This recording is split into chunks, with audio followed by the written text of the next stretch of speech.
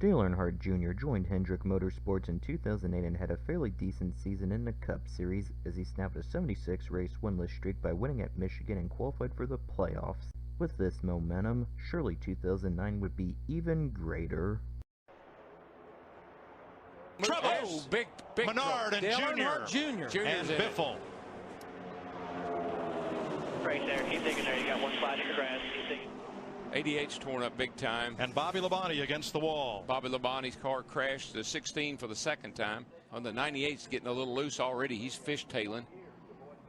Right in front of his teammate, Bobby Labonte. He gets Bobby Labonte, and that turns him. But Biffle also goes around in front of them. I'm not, you don't reckon that Biffle slowed down because of the holler there's a caution, do you? What happened out there? Well, I was real loose getting into one, and me and Kyle were drafting on the inside, and he gave me a real good run back into the lead, and I just lost the right rear and got up into Jeff a little bit and kind of got shuffled through the middle on the back, and I was just trying to regroup back there and figure out what to do. I knew there was going to be a wreck, and I didn't think I'd be able to get through the pack before it started happening, and we didn't. So. But as he came in, Junior slid across the line, and they had to back it up before they could make their pit stop, and that cost time. Boy, Darrell, you mentioned it. It's been all winter. These guys hadn't made green flag stops. Juan Pablo Montoya, he was all over pit road in that 42 car. Here comes the 88, and of course, he slides to a halt. He's over the line. They have to back him up before they can start the work. And a big miscue for Dale Earnhardt Jr.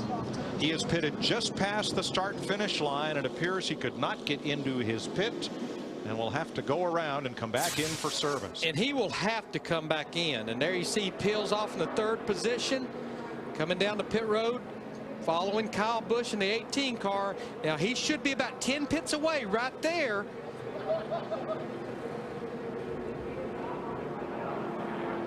And there you see, he knew immediately. And I can't help but think to Jeff Hammond's keys to this race.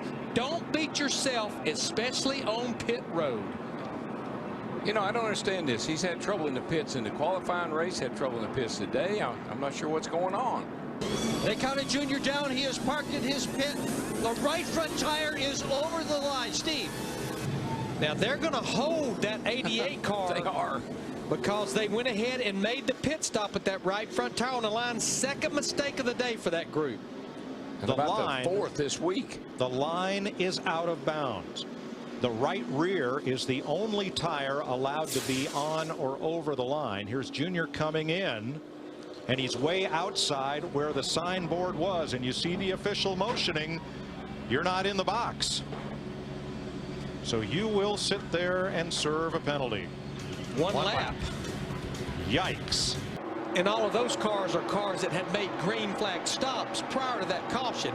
Boy, Brian Vickers, Dale Earnhardt Jr., that ain't going to work, boys. Vickers hard. Here we go. Busch, the dominant car of the day, in the wall. That was wrong. And 10 cars sliding, slamming into the infield. Jimmy Johnson, totally uncalled for. Totally. I don't care who you are. That was just wrong. All right, there's Brian Vickers. There's Dale Earnhardt Jr. in the 88 right up there at the front on the inside. Coming off 2 down the back straightaway. Junior gets a good run. Vickers puts a little block on him. And then you be the judge. Let's reiterate the rule. You are not allowed to advance your position below the yellow line. If you are forced below the yellow line, you must come back up and blend in.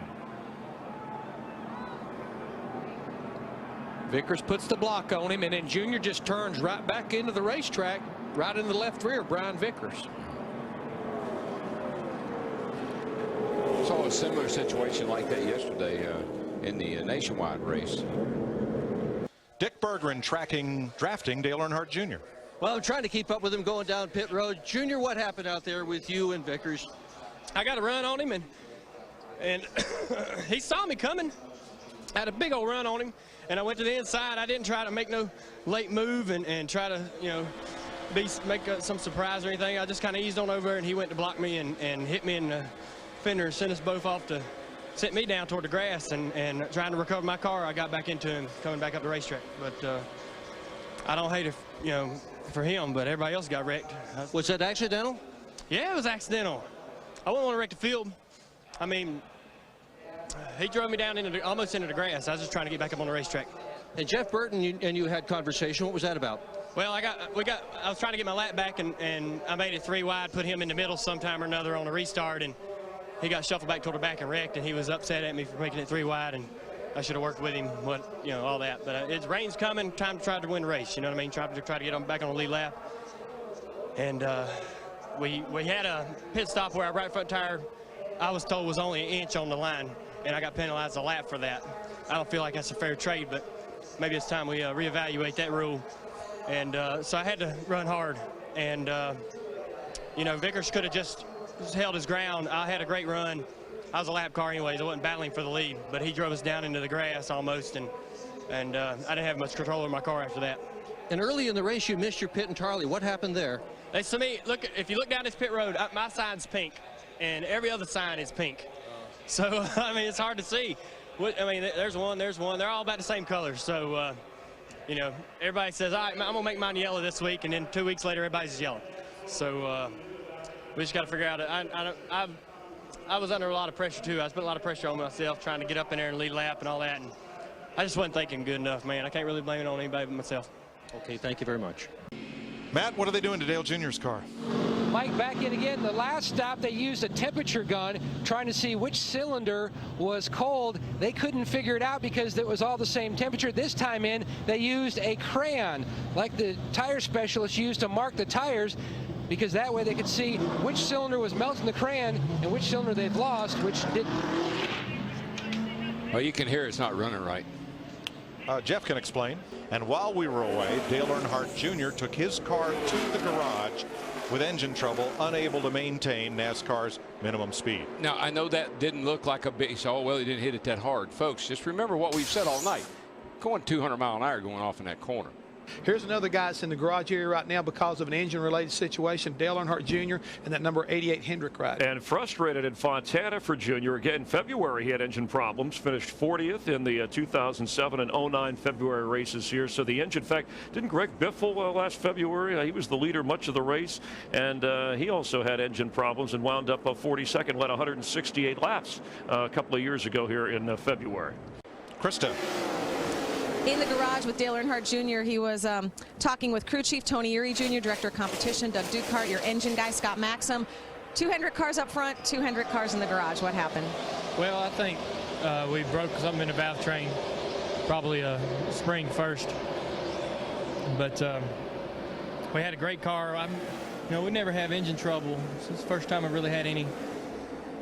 And it's a little frustrating, but those motors are great and they got so much power, and I'm sure it's just an anomaly, and they'll figure out what it was, and it won't never happen again. But we were struggling a little bit, but we were kind of making our way up through there. I felt like we definitely had a shot at finishing inside the top 10. If we got lucky, we might have been able to finish 5th or so. Did they fill you in on Mark Martin? Was it the same issue? Well, yeah, it's probably is. Both of them happened at the same time. His broke a spring and a valve, probably the spring first, but we was out there running and we lost another spring and we was running too slow in, so it was a little dangerous in the way then. But I don't know. We had a pretty good car. Starting last was tough. We almost got lapped early, but we were coming. It's Dale Earnhardt Jr. They changed transmissions. He had to go to the back and start last. After 5 races, Earnhardt was ranked just 19th in points, and his best finish was 10th place at Las Vegas, while his best start was a 14th at Daytona. Additionally, he had only led a single lap at Daytona. This would be the worst start to a season in Earnhardt's career. Oh, trouble down here, Dale Jr. in turn 4, guys. And the caution is out with 12 laps to go. Okay, Mr. Crew Chief. For Junior, who's Earn led you keep. 63 laps tonight. That Alan Gustafson and Mark Martin wanted to see. Now let's show you what happened. Is the handling was going away on Dale Jr.'s car. This is 1 lap before the crash.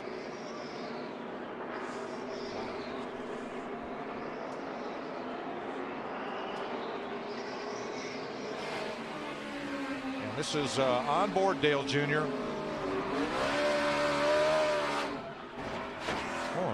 Did that car snap loose or was there contact? I believe you'll see right here there was a little bit of contact. But Casey Mears. Junior had, I mean, he had his hands full without any help from anybody. That's been 2 cars tonight, a good car and a bad car. Then on the what's supposed to be the cool down lap, watch this as Dale Earnhardt Jr. turns Casey Mears around. And before they get to the garage area, here comes Mears back at him. Pow. So evidently, now we kind of know who was involved back on lap 301. Oh, yeah. Evidently. I think we found the suspects. Front straightaway, Junior brings out the caution. More cars coming. Everybody gets by. Go down to the right if you can. That'll be caution number 17 if you're keeping count at home. Yeah, I was pretty sure a little bit of left not rear there. finished. If I had to put some Bondo around the right rear to the bump.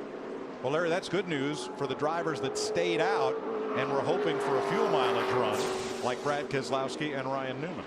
Thing looks and like Jimmy Johnson. Looks like a crunched up Mountain Dew can tonight. Still out there, still there, still outside there. Where we made contact. Outside. Stay low, hold the brake there, hold the brake there. Get ready to let it roll, let it roll. It's like he was trying to stay off that 43 car, and when he yanked the wheel, it just came around with him.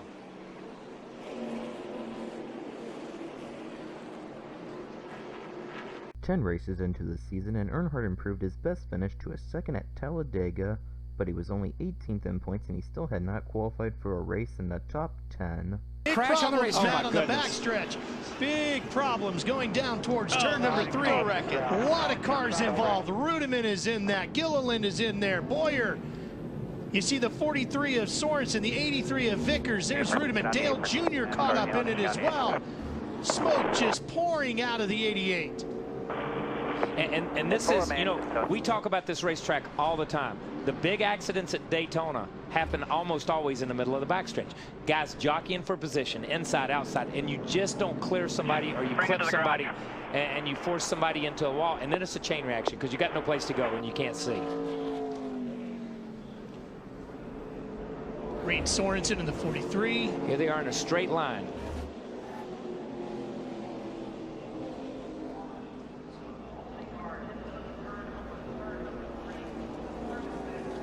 I'm not even sure where this one starts. You see the 12 car. Wow. He gets tapped. He gets into the back.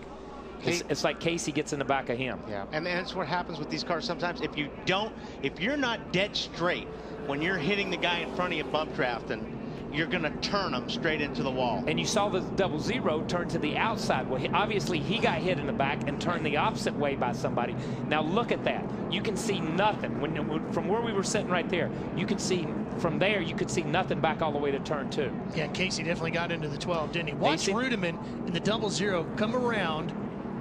Yeah, well, at this point. Right. Oh, man. And watch Junior. Clear.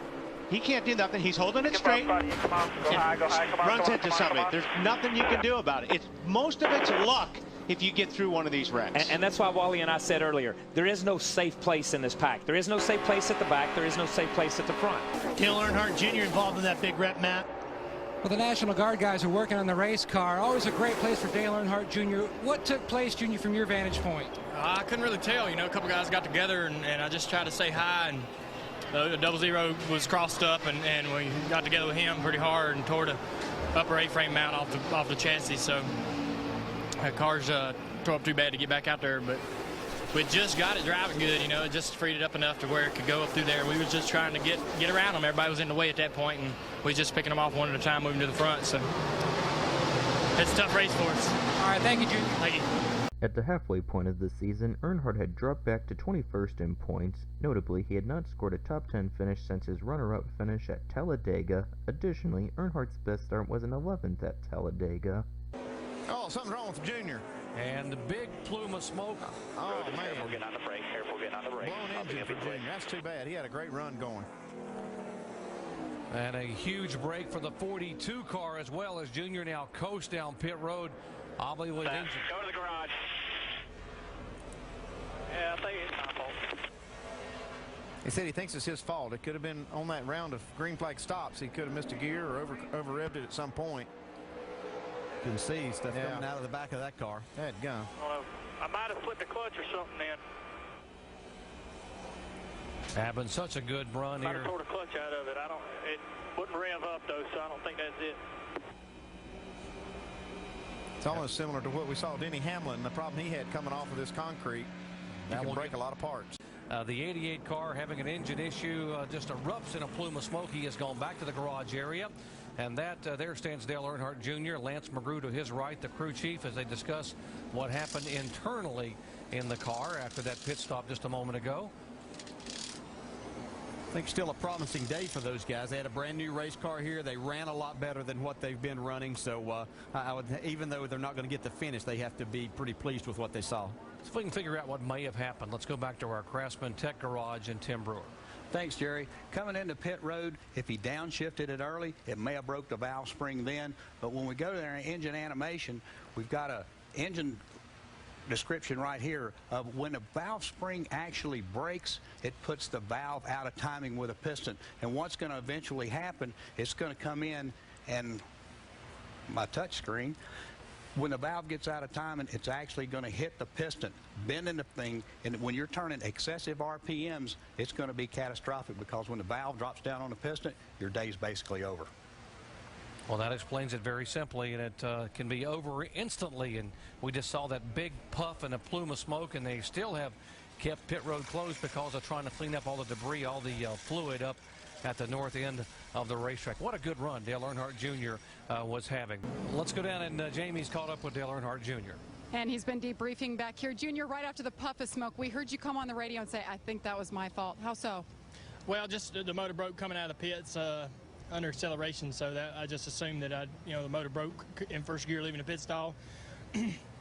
I could have possibly over-revved it a little bit or something like that, but I had a great engine, and we don't ever break them, so normally when they do break, it's something me or somebody else did. But we ran good. Amp Energy National Guard Chevrolet was competitive today, and we were making some gains and kind of adjusting back and forth, trying to get the thing right, getting it too tight, getting it too loose, and I was pretty happy with it at the end of that last run. And we were just in our window to make it to the end and pitting early, and I expected NASCAR was going to throw a couple more cautions for me in the race, but we felt like we were in good shape to get a good finish, and we just hated from the guys. They've been working really hard, and this is a brand new car, and we're going to take it to Pocono and keep working at it, and just keep our heads up.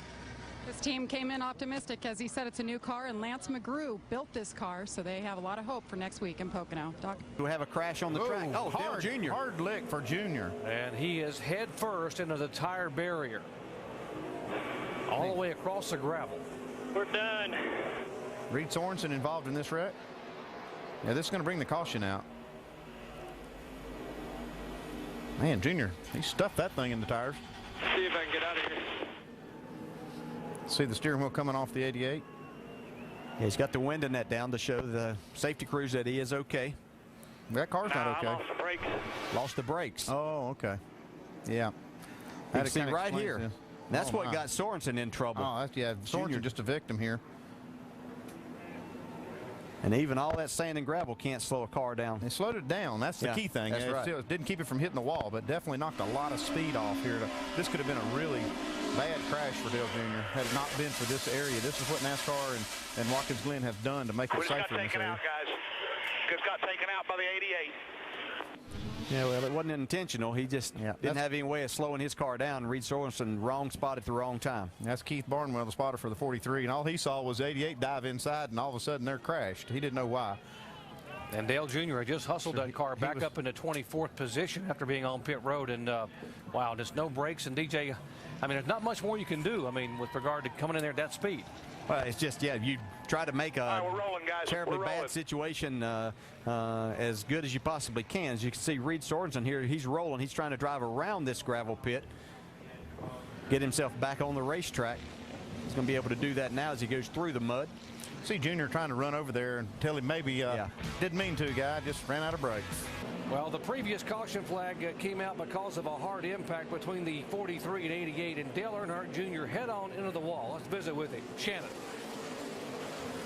Well, it's good to see Dale Earnhardt Jr. released from the infield care center. Better yet, a smile on your face. We heard you say brakes. What happened to the car out there? Going into 3, I mashed the brake, and it worked for a split second. Then it went to the floor like it blew a hose brake line or something. So I tried to miss a 43 and couldn't do a good job at that, but wasn't much I could do. I couldn't slow my car down.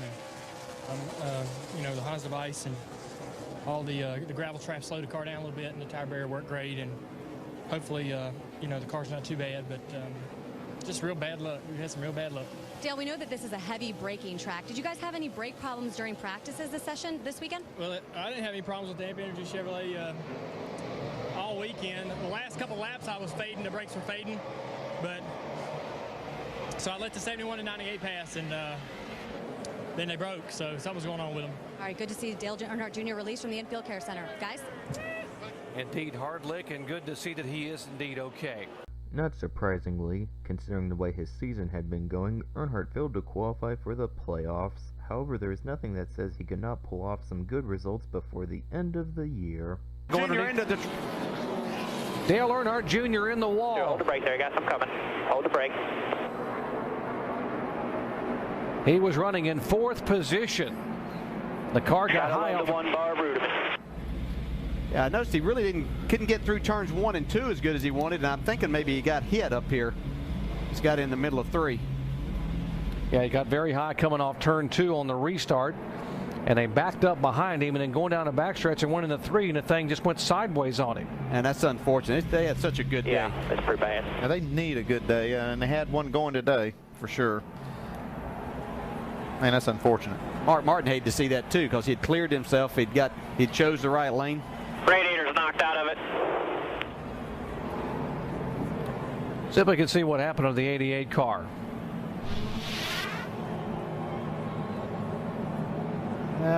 Could have possibly got a little help from the 00 right there.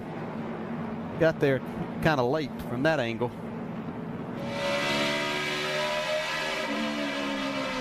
Still inside. That's your door down there.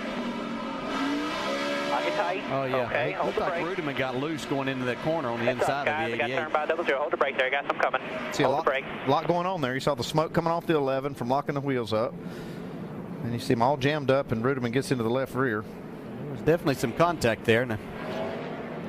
And the 88 car.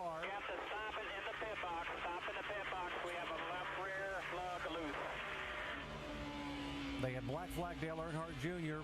and they gave him the black flag with the right crossing. If you don't come in this time, you're going to stop scoring yet. Here's the problem. So they're making this left side tire change. It's the Jackman's responsibility now to make sure everybody's done before he lets it down. You can see the official pointing to the left rear. That means you got one lug nut loose. And he will come down for a pass-through penalty. Here he comes at just 45 miles an hour. I think he's actually going to have to stop and put this lug nut on. So yeah, they will have to stop. Now, it is just a, well, they can call it a pass-through penalty, but you still have to put that lug nut on.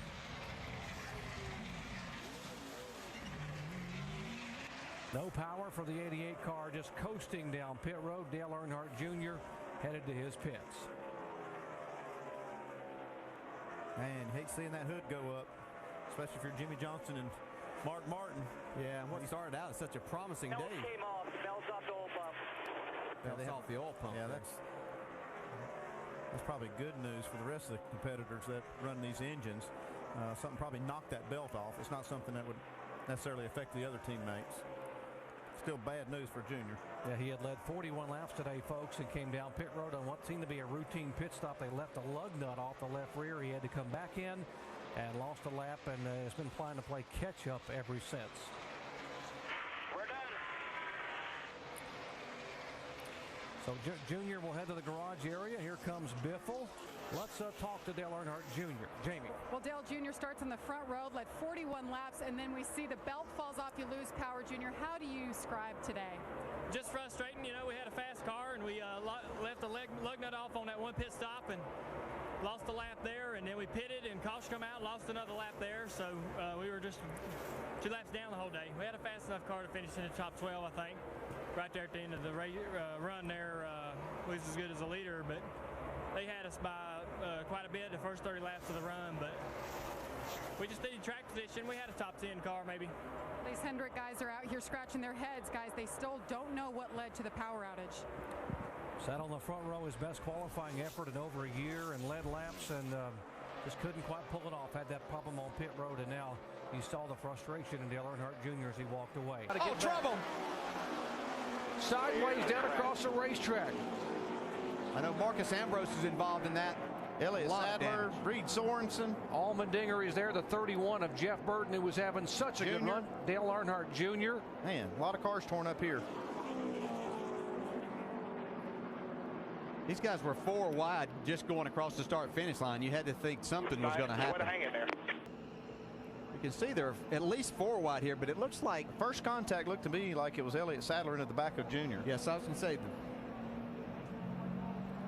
that's what triggered everything, but they were only asking for trouble at 4 wide. We've talked about how wide a racetrack this is, but it wasn't wide enough for that. I mean, it's just, you know, these guys are trying to get everything they can and trying to bump draft on this straightaway too. Yeah, they're just trying to push there, and probably just a little bit too much of a push. Wow, do you see Reed Sorensen's car came off the ground?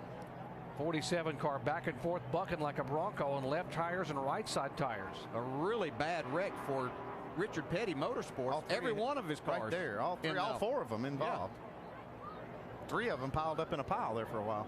Let's show you what happened to produce this caution flag. There's the 88 car back on lap 88. And take a look at the right front tire going flat, and Junior just pulls the car to a halt here on the front straightaway. Got a wreck over into up high. Caution is out. And again, the caution out for the 88 car now in the wall here. I'll get you a hold there. Yeah, you can tell it's going to be a long day. When you have that bead melting like that, it doesn't get better. You're just going to keep having that problem.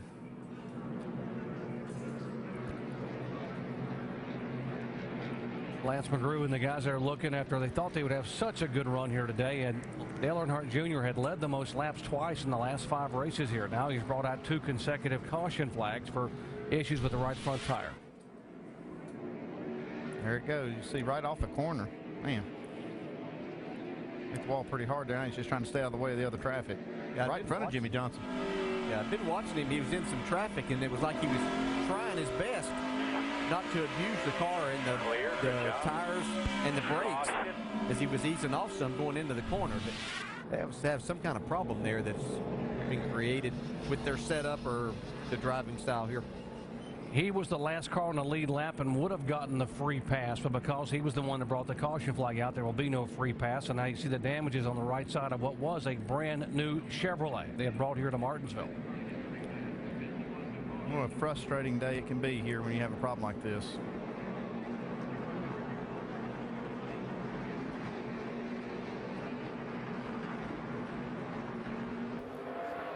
Oh, near contact again. Oh, trouble off of 4. Dale Earnhardt Jr. involved, couple of cars. Tony Stewart is there, the 17 is there. Bobby Labonte in the 71. 20 of Logano involved. Just no room on this front straightaway to avoid trouble. Man, they stack them up huge right here. Brad Kozlowski involved, the 83 car of Vickers. So you're clear straight ahead there. All clear. There's Junior's car. He's tore up on the right side there in the rear bumper. So we can show you how this chain reaction all started. Coming up out of the corner, there's Junior on the inside of Marcos Ambrose. You can see Junior down on the apron, loses the traction again, gets sideways. Ryan Newman gets pushed into him by Sam Hornish. They both make it through, though. Then it just starts stacking up behind him.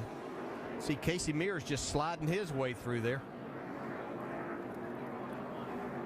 Top of the screen there, see the 88 car sideways, and they stack up right behind him. Yeah, we talk about utilizing that apron. It's really difficult to do on a restart, though, where you have low air pressures. It just, again, de-wedges the car so much, you just don't have that grip. Car snaps around in a hurry. Now, we told you the 88 car is behind the wall getting repaired. Let's get an update from Jamie. Well, Doc, there is some cosmetic damage, but the main issue right now is he has an oil leak. The problem is they cannot find where it's coming from. You see Lance McGrew, crew chief there on the right. They have engineers, all their mechanics. Keep in mind, as Dave was talking about working as your sore, there were 4 team members on this team this morning in a car accident, very sore, having to do double time right now as they try to figure out what is wrong with his car, where the oil leak is coming from to try to get Dale Jr. back out on the track.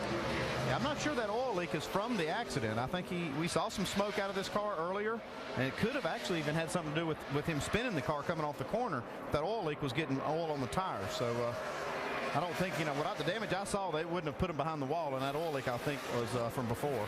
At the end of the season, Earnhardt had a best start of second at Kansas and a best finish of second at Talladega. He led 146 laps but finished in 25th place in the final standings. In comparison, teammates Jimmy Johnson, Mark Martin, and Jeff Gordon swept the top three in the final standings.